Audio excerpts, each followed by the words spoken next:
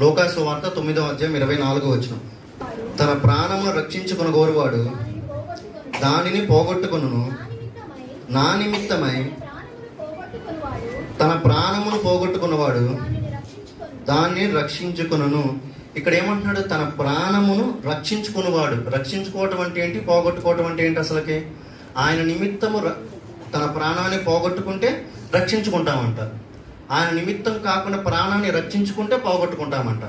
అంటే దీంట్లో ఏదో ఉంది మొత్తానికి. ఏంటంటే ఇప్పుడు క్రైస్తవుడికి 2 ప్రాణాలు ఉంటాయి. ఏంటేంటో చెప్పగలరా? అంటే ఒకటేమో శారీరకమైన మరణము, అది ఒక ప్రాణం, అంతే కదా. మరణించిన తర్వాత ఆత్మ అనేది ఇంకో ప్రాణము. ఆత్మ అనేది ఇంకో ప్రాణము. ఎవరైతే ఈ భూమి మీద ఆయన కొరకు బ్రతుకుతారో, ఆయన కొరకు బ్రతికితే పరలోకంలో ఆయనకి మనం ఏం చేస్తాడు? స్థానాన్ని ఇస్తాడు మనకి. ఒకవేళ కనుక ఈ భూమి మీద కనుక మన ఇష్టానుసారంగా బ్రతికితే నరకం అనేది ఉంది. అప్పుడు ప్రాణం అనేది పోయినట్టే కదా. ఉదాహరణకు 2 ఎగ్జాంపుల్స్తో మీకు నేను చెప్తాను.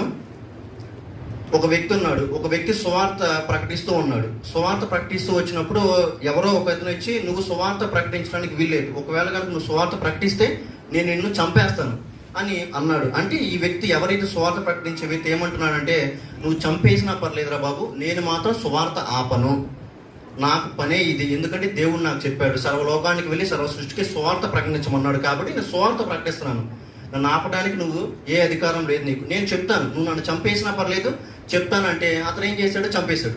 ఆ వ్యక్తి, చనిపోయిన వ్యక్తి ఎక్కడికి వెళ్తాడు? పరలోకానికి వెళ్తాడా, నరకానికి వెళ్తాడా? పరలోకానికి. ఈ భూమి మీద తన ప్రాణాన్ని పోగొట్టుకున్నాడా, రక్షించుకున్నాడా? తన ప్రాణాన్ని పోగొట్టుకున్నాడు, అంతే కదా. యేసు క్రీస్తు కోసం తన ప్రాణాన్ని ఏం చేశాడు? పోగొట్టుకున్నాడు. ఇప్పుడు పరలోకంలో తన ఆత్మ ఏమైంది? రక్షించబడింది. ఇదే విధంగా ఇంకో విధంగా చెప్తాను.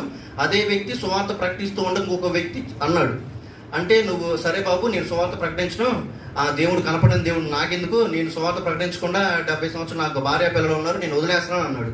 వదిలేస్తున్నాను అంటే ఈ భూమి మీద 70 years బ్రతికాడు అనుకోండి, 70 సంవత్సరాలు బ్రతికాడు. ఇప్పుడు అతను మరణించిన తర్వాత ఎక్కడికి వెళ్తాడు? పరలోకానికి వెళ్తాడా, నరకానికి వెళ్తాడా? నరకానికే వెళ్తాడు. ఎందుకు? ఈ భూమి మీద తన ప్రాణాన్ని ఏం చేసుకున్నాడు? ఇక్కడ కాపాడుకున్నాడు. పరలోకంలో తన ఆత్మని పోగొట్టుకున్నాడు.